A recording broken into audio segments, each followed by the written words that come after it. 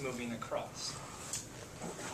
And whatever the voltage is, as long as it's not zero, it's going to have an effect on that ion. It's going to make it come in or make it go out.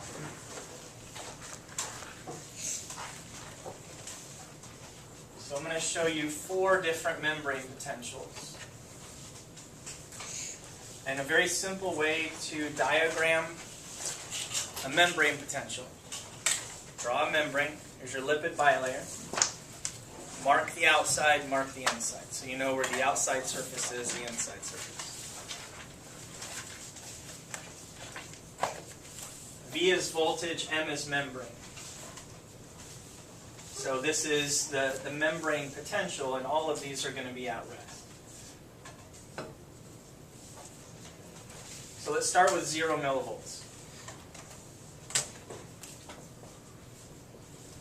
0 millivolts means there's the same number of positive and negative charges on both sides of the membrane. And you can draw them in.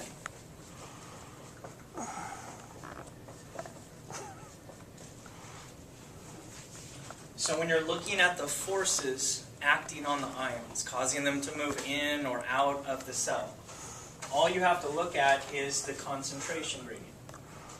So if we're looking at sodium, which way does sodium want to move based on its concentration gradient? From out to in or in to out? Out. So you draw an arrow, direct it in. The length of the arrow reflects the size of the concentration gradient.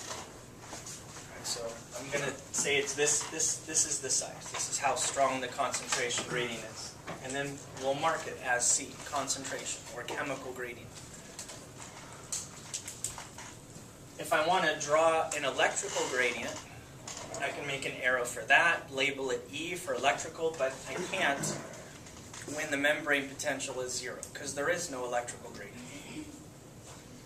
So the electrochemical gradient for sodium, when the membrane potential is 0, is equal to its concentration gradient.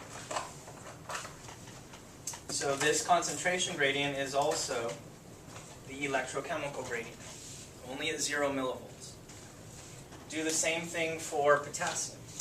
Which way does potassium want to move? Just based on concentration. Wants to move out.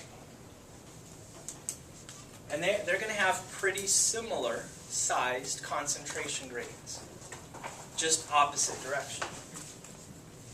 So potassium wants to go out. This is potassium's concentration gradient. But if the voltage is 0, this is also equal to its electrochemical gradient.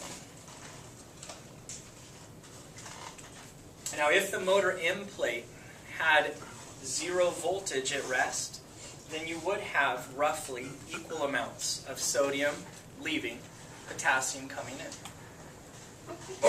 They'd cancel each other out if it was equal amounts. One positive going out, one positive coming in. So nothing would happen. You would not end up depolarizing the membrane. But that's not the case. It's not 0 at rest, it's minus 85. At minus 85, the concentration gradient is the same. In fact, it doesn't matter what the voltage is. It has no effect on concentration. They're two separate things. So every time we go to draw the arrow for sodium that represents its concentration gradient, we're going to draw it the same every time. Sodium wants to come in based on the concentration gradient. Voltage is not 0, so in this case there is an electrical gradient. And then we're going to add the two together, and that will be the electrochemical gradient. To figure out the electrical gradient, you should mark the membrane just like we did here. Equal numbers of negative and positive at 0 millivolts. But now at minus 85, what does the inside look like compared to the outside? More negative. So we'll make a bunch of negative charges on the inside, positive on the outside. So that's your representation of a negative resting membrane potential. Remember the sign, whether it's plus 85 or minus 85, tells you what's going on the interior.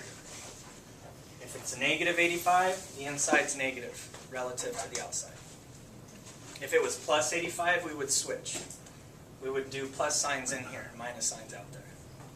Got it so far?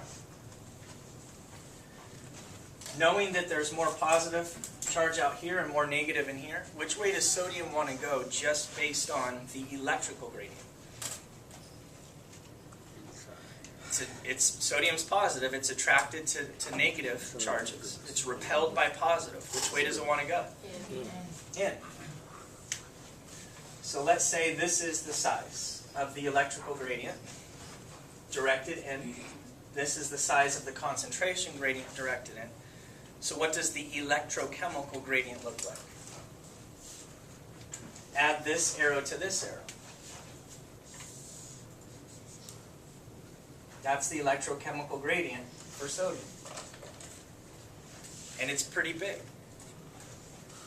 And that's why so much sodium flies in. Probably make it a little longer even. That's why so much sodium flies in when you open channels, starting with a membrane potential of minus 85.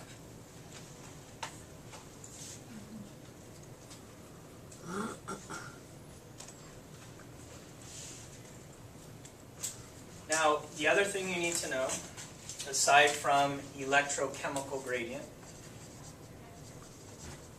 which is the net force acting on the ion, causing it to move, the idea of an equilibrium potential.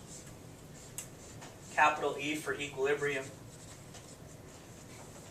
Sodium's equilibrium potential, ENA, is equal to plus 65 millivolts. Equilibrium means there's no net movement of sodium if the membrane potential is plus 65. So if we go over here to plus 65, draw the concentration gradient for sodium. How big should I make the arrow? The same size it is here, the same size it is here, because concentration has nothing to do with voltage. So there's my concentration gradient for sodium. Now I want to draw the electrical gradient.